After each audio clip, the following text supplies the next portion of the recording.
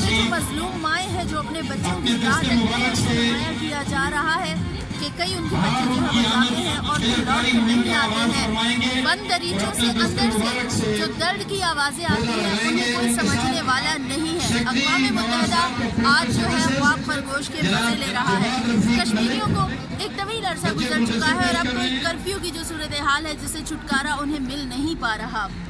یہاں پر اور بھی کئی جو ہے پینٹنگز کے ذریعے مظلوم کشمیریوں کی آواز کو اجاگر کیا جا رہا ہے۔ پیلیٹ گن کے ذریعے جو وہاں پر جو مظلوم کشمیری ہیں جن کی آنکھیں نوچ لی جاتی ہیں، جن کے دل